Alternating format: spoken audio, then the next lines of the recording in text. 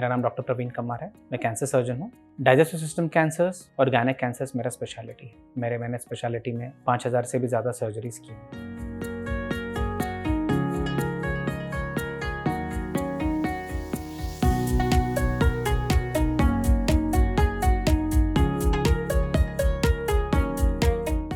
Hello friends, CA-125 test क्या होता है, आइए जानते हैं।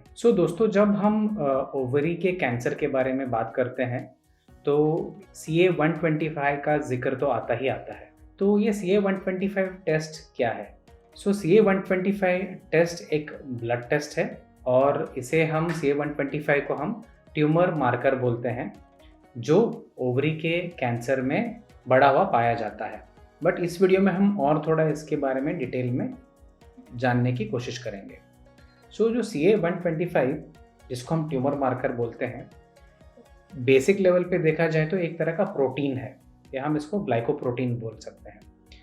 जो कैंसर के सेल्स हैं ये प्रोटीन को सिक्रीट करते हैं, और जब ये प्रोटीन ब्लड में पहुंचता है और हम जब ब्लड टेस्टिंग को लेकर इसके लेवल्स को मेजर करते हैं तो हमें पता चलता है कि CA-125 कितना बड़ा है। बट क्या ये सारे ओवरी के कैंसर्स के पेशेंट्स में बढ़ा हुआ पाया जाता है? बिल्कुल नहीं। ऐसे 20% ओवरी के कैंसर्स हैं जहाँ पे जो CA-125 ब्लड टेस्ट में बढ़ा हुआ नहीं पाया जाएगा, नॉर्मल रेंज में दिखेगा। स्टेज के हिसाब से भी CA-125 में काफ़ी सारे वेरिएशंस आते हैं। जैसे आप स्टेज 1 या स्टेज 2 के पेशेंट्स को देखेंगे तो 50% पेशेंट्स में CA-125 ओवरी के कैंसर में बढ़ा हुआ नहीं मिलेगा।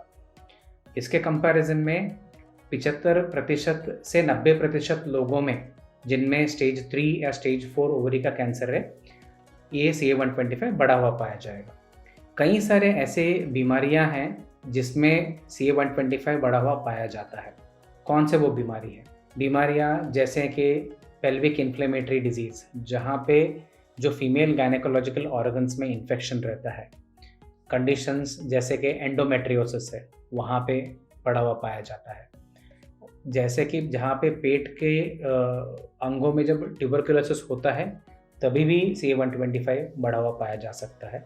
ठीक उसी तरह लिवर सरोसिस में भी ये CA-125 बढ़ सकता है। कई सारे ओवरी के जो नॉर्मल गठान है, जो कैंसरस नहीं है, इनमें भी CA-125 बढ़ा हुआ मिल सकता है। बोलने का ये मतलब है, जो पेट के अंदरूनी लेयर है जिसको हम पेरिटोनियम बोलते हैं, जहाँ इसमें छेड़खानी होती है आइदर बिकॉज इन्फेक्शन की वजह से या कोई दूसरे ट्यूमरस प्रोसेस की वजह से CA-125 बढ़ा हुआ पाया जाता है। तो ज़रूरी नहीं है दोस्तों कि CA-125 जब बढ़ा हुआ मिलता है इसका मतलब कि हमेशा ओवरियन कैंसर रहता ही रहता है। हो सकता है कि ओवरी का कैंसर ना भी हो, और हो सकता है कि कोई दूसरा नॉन कैंसर वाले कारण की वजह से भी ये बढ़ा हुआ हो सकता है। तो सिर्फ CA-125 के लेवल्स को देख के हम कोई भी ट्रीटमेंट डिसीजंस नहीं ले सकते।